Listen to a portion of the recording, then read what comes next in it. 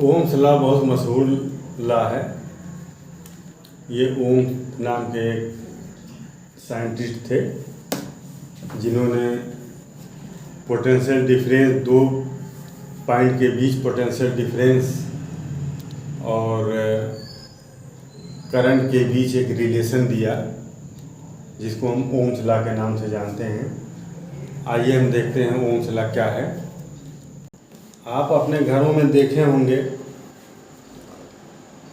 जब इलेक्ट्रिक की supply 220 volt से ऊपर हो जाती है, 300 वोल्ट हो जाती है, 400 वोल्ट हो जाती है, तो बल्ब में या फैंस में इतना अधिक करंट फ्लो होने लगता है कि बल्ब आपका फ्यूज हो जाता है, फैन भी आपका जल जाता है।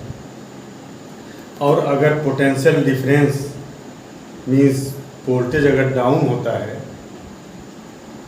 तो पंखे काफ़ी स्लो चलने लगते हैं, बल्ब भी बहुत स्लो। ऐसा क्यों होता है? जब वोल्टेज डाउन होता है, जब दो तारों के बीच जो आपके यहाँ जो तार आता है घर में, उन दो तारों के बीच जो पोटेंशियल डिफरेंस है जब घट जाता है तो करंट भी घट जाता है। फैन आपको स्लो चलने लगेगा, बल्ब आपको स्लो चलने लगेगा। और अगर यही दोनों तारों के बीच पोटेंशियल अगर इंक्रीज कर जाए तो करंट इंक्रीज कर जाएगी, बल्ब आपका तेज़ जलने लगेगा, पंखा भी तेज़ चलने लगेगा। कभी कभी ऐसा होता है कि 220 पर आपके घर के जितने सामान है 220 पर चलने, उनका जो मानक होता है, उनका स्टैंडर्ड होता है 220 वोल्ट होता है। कभी कभी डबल फेस या कभी एक तार दूसरे तार में जो है सड़ जाते हैं तो वोल्टेज काफ़ी इंक्रीज कर जाता है, पूरे घर का सामान आपका जल जाता है। तो ओम्स ने ये बताया कि दो पॉइंट के बीच अगर हम पोटेंशियल डिफरेंस को इंक्रीज कर दें तो उन दोनों पॉइंट के बीच जो बहने वाला करंट है वो इंक्रीज कर जाएगा। जैसे मान लीजिए ये दो पॉइंट है ए और बी, इन दोनों पॉइंट के बीच मान लीजिए ये कोई तार लगा है या बल्ब लगा है, जो भी हुई है, इसके अंदर करंट फ्लो हो रहा है, ये ए और बी। अब ए और बी के बीच करंट क्यों फ्लो हो रहा है? यहाँ हम पोटेंशियल अप्लाई करते हैं।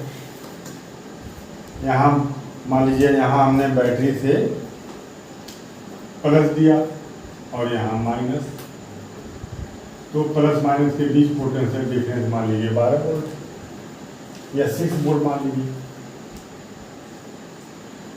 तो इस रेजिस्टेंस के अंदर या इस बल्ब के अंदर, इस तार के अंदर करंट बहना शुरू हो जाएगा। हाई पोटेंशियल से लो पोटेंशियल की तरफ करंट बहेगा। अब अगर हम इन दोनों पोटेंशियल के बीच का पोटेंशियल डिफरेंस अगर हम इंक्रीज कर दें तो इसके अंदर बहने वाला करंट भी इंक्रीज कर जाएगा। अगर हम इसका दोनों ए और बी के बीच पोटेंशियल डिफरेंस डिक्रीज कर दें, 6 से 3 वोल्ट कर दें तो करंट इसमें घट जाएगी, और 6 से 12 वोल्ट कर दें तो करंट दूनी हो जाएगी। तो ओम्स ने ये बताया कि दो पॉइंट के बीच किसी कंडक्टर के, किसी रेजिस्टेंस के दो पॉइंट के बीच पोटेंशियल डिफरेंस ये रिस्पांसिबल होता है कि उसके अंदर कितनी करंट बहेगी। अब जैसे तो ओम्स ने ये बताया कि ये आई जो है ये डिपेंड करता है वी पर। वी और आई में इसके बीच पोटेंशियल डिफरेंस और इसमें बहने वाले करंट में सीधा रिलेशन होता है, डायरेक्टली प्रोपोर्शनल होता है। V is directly proportional to I.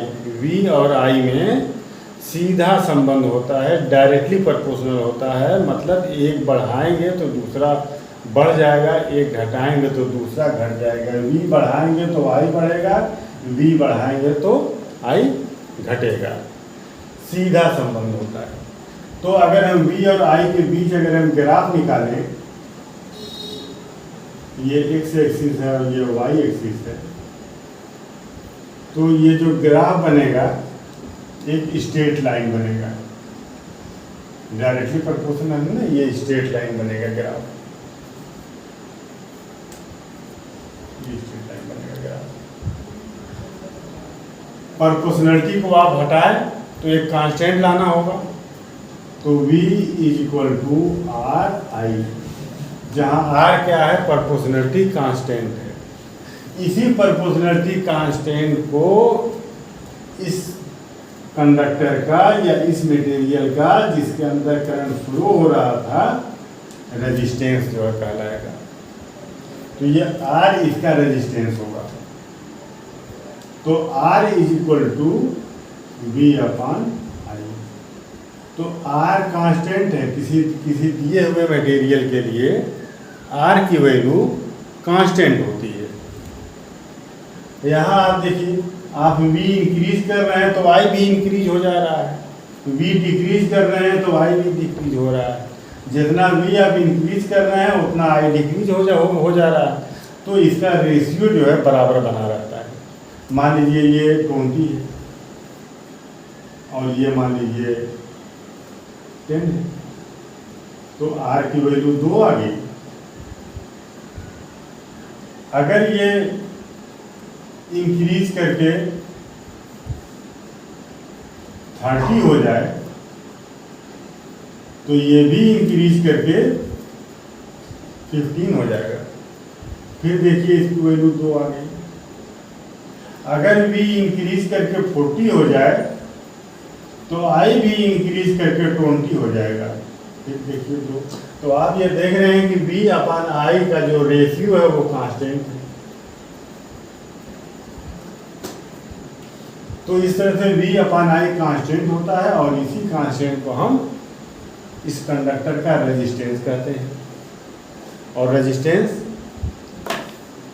is the property of material or conductor by virtue of it opposes the flow of current। Resistance या प्रतिरोध पदार्थों का वो गुण होता है जिस गुण के कारण वो अपने अंदर से बहने वाले विद्युत धारा में रुकावट उत्पन्न करता है। तो करंट के चलने के लिए रेजिस्टेंस रुकावट उत्पन्न करता है, पैदा करता है, हिंड्रेंस रुकावट, अपोज करता है, करंट को ये रोकता है।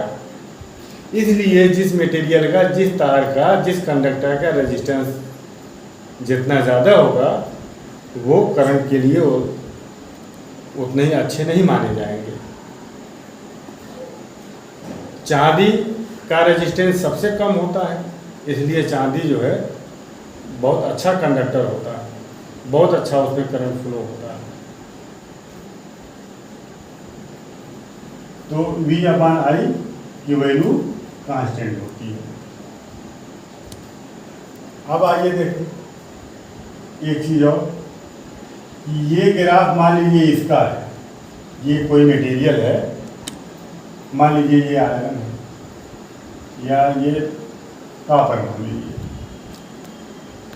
ये मान लीजिए कॉपर है, और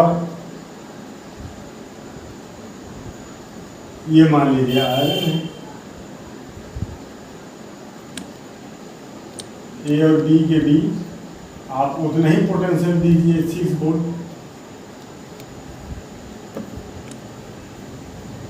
इसके अंदर करंट फ्लो हो। तो अब यहाँ अगर आप ग्राफ निकालेंगे V और I और V का, ये V और I का, तो इस ग्राफ का जो स्लोप है थोड़ा ज़्यादा हो। क्यों?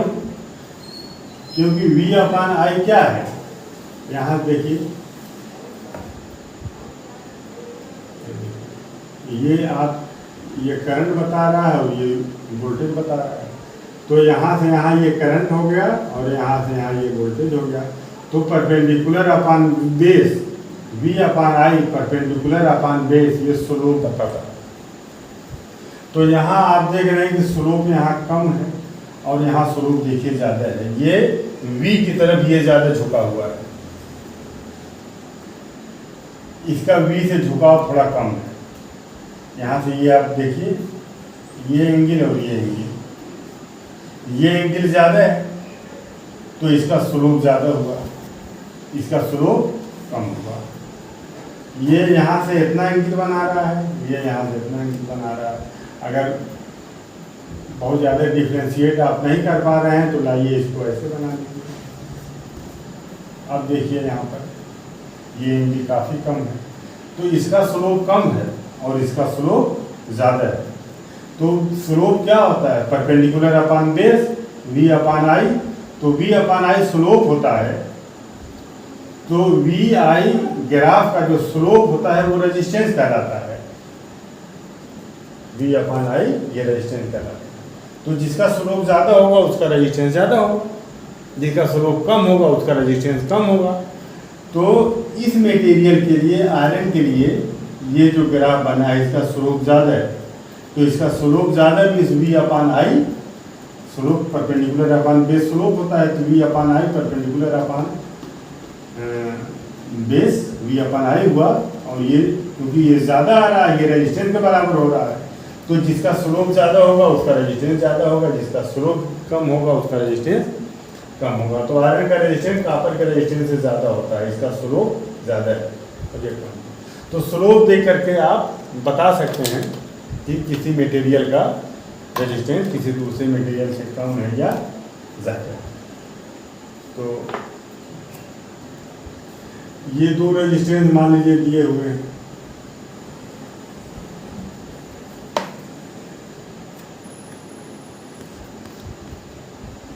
और इन दोनों रेजिस्टेंस को आप V वोल्ट से जोड़ दीजिए। इस रेजिस्टेंस की वैल्यू R1 है और इसकी R2 है, तो करंट इसके यहाँ ऐसे I फ्लो हो रहा है। अब ये I करंट जब यहाँ पहुँचेगा तो इसको दो रास्ता मिलेगा, एक रास्ता ये और एक रास्ता ये। तो यहाँ जो करंट गया वो मान लीजिए I1 और यहाँ जो करंट गया वो I2।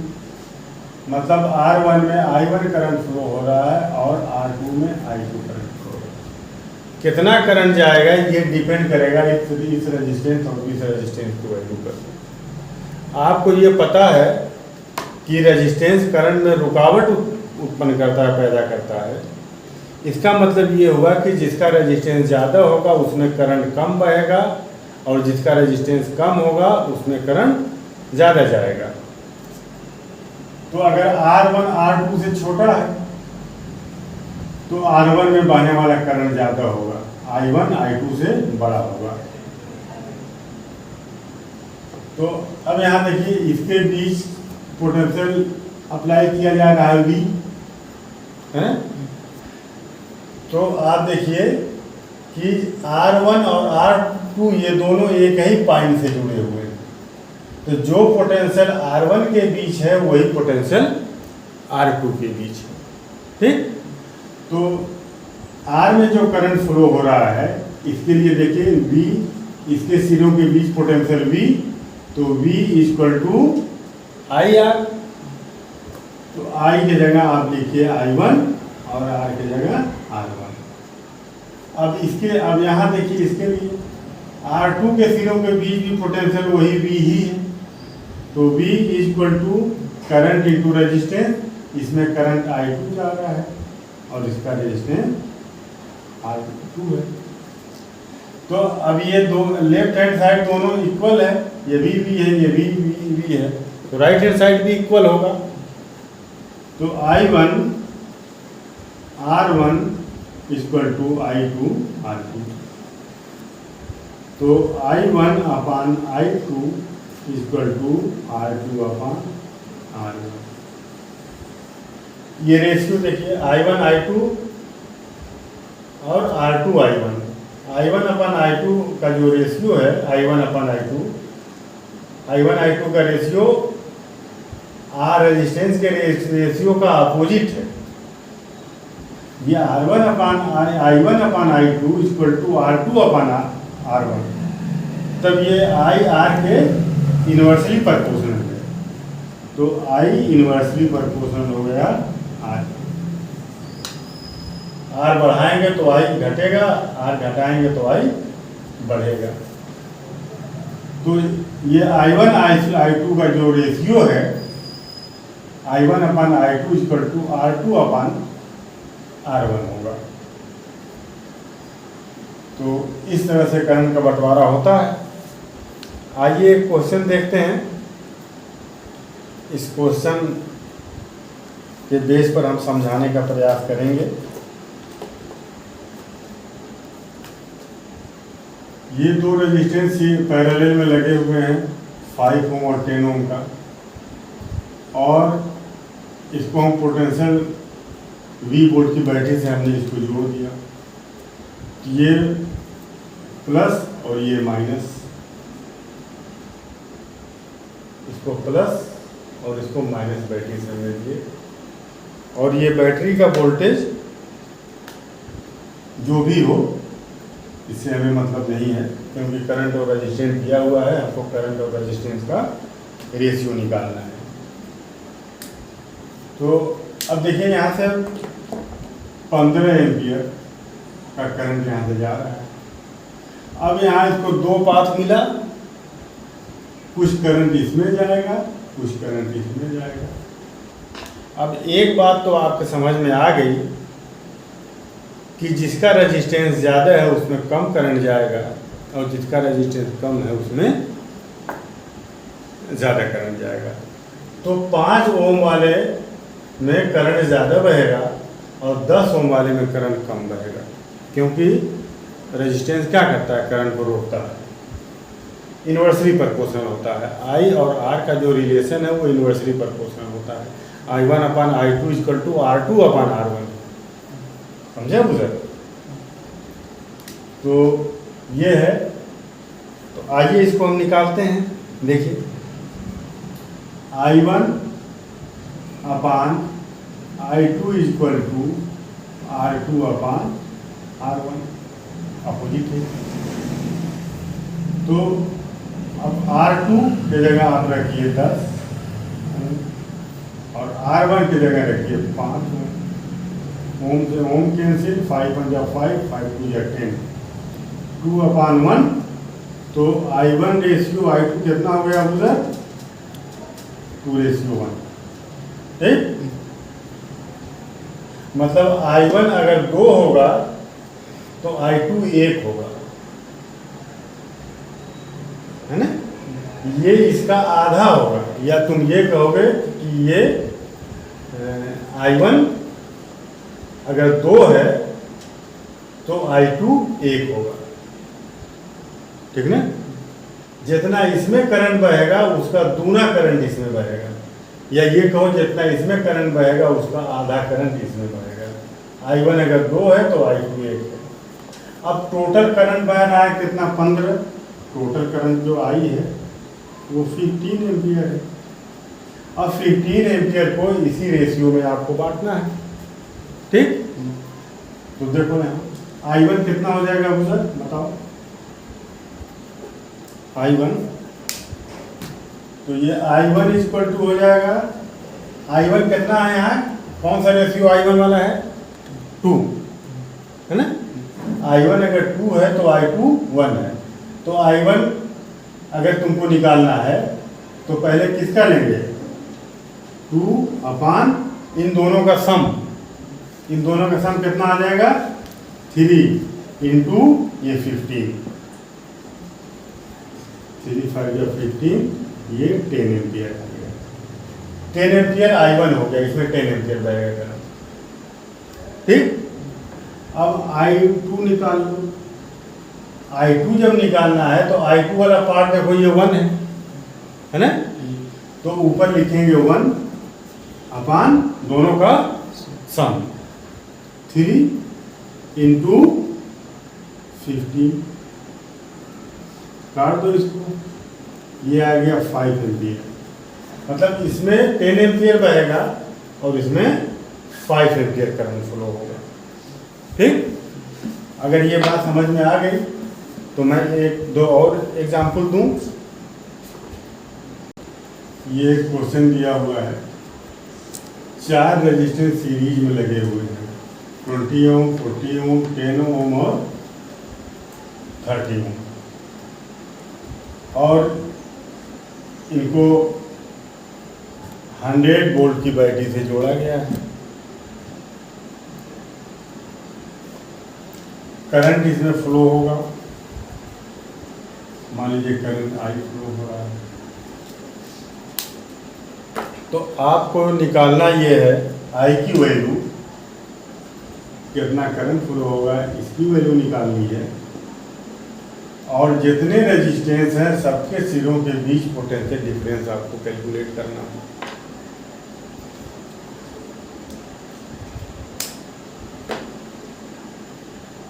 यहाँ पोटेंशियल ड्रॉप होगा, यहाँ भी पोटेंशियल ड्रॉप होगा, यहाँ भी पोटेंशियल ड्रॉप होगा, यहाँ भी पोटेंशियल ड्रॉप होगा, और वो जो पोटेंशियल ड्रॉप होगा वो अकॉर्डिंग टू रेजिस्टेंस होगा। जिसका रेजिस्टेंस ज़्यादा है वहाँ पोटेंशियल ड्रॉप ज़्यादा होगा, जिसका कम है वहाँ कम होगा।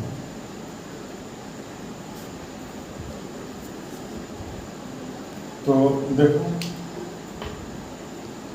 मान लो यहाँ पोटेंशियल ड्रॉप मान लो V1 है, इसके बीच पोटेंशियल V2 है, इसके बीच पोटेंशियल V3 है, और इसके बीच पोटेंशियल मान लीजिए V4 है। ठीक, पहले हम I का कैलकुलेशन कर लें, पहले टोटल रेजिस्टेंस निकाल लें। R इक्वल टू 4 लगे हुए हैं, R1 plus R2 plus R3 plus R4, series combination में लगे हुए होते हैं अगर रेजिस्टेंस, तो सबको हम डायरेक्ट जोड़ देते हैं ऐसे। तो ये हो जाएगा 20 ohm plus 40 ohm plus 10 ohm plus 30, कितना हो गया उधर बोलो, ये 100 ओम हो गया ना, ये 100 ओम हो गया। तो V इक्वल टू होता है आई आर, तो I equal to V upon R। V कितना है 100, R कितना आ गया 100, तो 100 अपॉन 100 1 एम्पियर करंट फ्लो होगा, ये 1 एम्पियर आ गया, I की वैल्यू आ गई 1 एम्पियर। ठीक, अब इसके बाद चूंकि ये चारों रेजिस्टेंस सीरीज में जुड़े हुए हैं, इसलिए जो करंट 1 एम्पियर इसमें बहेगा वही इसमें आएगा, वही इसमें आएगा, वही इसमें आएगा, सब में करंट बराबर बहेगा। रेजिस्टेंस की वैल्यू अलग अलग है मगर करंट सब में सेम बहेगा, ठीक ना। और अगर ये पैरेलल में लगे रहते तो करंट सब में सेम नहीं होता, सारे रेजिस्टेंस में करंट अलग अलग होता। जिस रेजिस्टेंस की वैल्यू ज़्यादा है उसमें कम करंट होता, और जिस रेजिस्टेंस की वैल्यू कम है उसमें ज़्यादा करंट फ्लो होता, पैरेलल के लिए। मगर सीरीज के लिए सब में एक ही बहेगा करंट। तो यहाँ करंट कितना बताओ बुजुर्ग, इसमें करंट कितना फ्लो होगा 1 एम्पियर होगा ना, इसमें भी 1 एम्पियर, इसमें भी 1 एम्पियर, इसमें भी 1 एम्पियर, ठीक। और इसके बीच पोटेंशियल ड्रॉप V1 मान लिए, तो सब में करंट आई फ्लो होगा। ये जो पोटेंशियल डिफरेंस है इस ये रेजिस्टेंस के वैल्यू के हिसाब से क्या होगा, कम बेसी हो सकता है। जैसे देखो V equal to I R, V equal to I R, तो I इक्वल टू क्या हो जाएगा V अपॉन आर, वह V अपॉन आर। और I अगर सब में सेम है, देखो V equal to I R, तो I equal to V upon R, और I अगर सब में सेम है तो चारों के लिए I कांस्टेंट हो गया ना। तो I अगर कांस्टेंट अगर हो जाए, ये बात समझे, I V upon I equal to ये कांस्टेंट मान लो, ठीक। तो V इक्वल टू कांस्टेंट मान लो K है, चलो ठीक है, कांस्टेंट मान लो K, V upon I, V upon R equal to I, और ये कांस्टेंट K है। तो V इक्वल टू क्या हो जाएगा, R K, है ना। कांस्टेंट हटाएंगे तो प्रोपोर्शनलिटी का निशान आएगा, ठीक है। तो V proportional R K, V proportional R K, V और R में सीधा रिलेशन हो गया, ठीक। जिसका R ज्यादा होगा उसका V ज्यादा होगा, जिसका R कम होगा उसका V कम होगा। ये बात यहाँ समझ में आई। V equal to I R, तो I equal to V upon R। अब I तीनों के लिए सेम है, तो तीनों के लिए तो Y कांस्टेंट हो गया, तो V upon R equal to I, और I के को आप कांस्टेंट कर दीजिए, तो V इक्वल टू R इधर जाएगा तो R K हो जाएगा। कांस्टेंट हटाएंगे तो एक प्रोपोर्शनलिटी का निशान यहाँ आएगा, V प्रोपोर्शनल I के, मतलब कि V और I में कौन सा रिलेशन है, सीधा रिलेशन। R जिसका ज्यादा है वहाँ V, उसका V ज्यादा होगा, जिसका R कम है उसका V कम होगा। आइए देखते हैं ये बात उस पर प्रूफ करके देख लेते हैं। देखो V1 कितना होगा, V equal to I R, है ना। तो V1 equal to I into R1, सबके लिए I तो सबके लिए वही रहेगा R1, तो I के जगह कितना लिखेंगे 1 एम्पियर, और R1 के जगह 20 ओम, तो ये कितना हो जाएगा 20 वोल्ट। इसके बीच कितना आ गया वोल्टेज, बोलो 20 वोल्ट हो गया। V2 कितना आ जाएगा, V2 इक्वल टू I की जगह 1 इंटू R2, R2 की वैल्यू कितनी है 40, ये 40 वोल्ट हो गया। V3 कितना हो जाएगा, I की जगह 1 इंटू R की जगह 10 वोल्ट हो गया। और V4 कितना हो जाएगा, इसके लिए भी करंट 1 और रेजिस्टेंस 20 वोल्ट, ठीक। अब यही जो 10 वोल्ट दे रहे हो ना, इसी 10 वोल्ट का बंटवारा होता है। यही 10 वोल्ट जो है, ये 100 वोल्ट यही जो है बढ़ जाएगा इसमें पूरा। तो इसको अगर तुम जोड़ दोगे तो 100 के बराबर होना चाहिए। जोड़ देखो हो रहा है, 20 और 40 60, 60 और 10 70, 70 और 30 100। तो यहाँ हम जितना वोल्टेज अप्लाई कर रहे हैं वो सब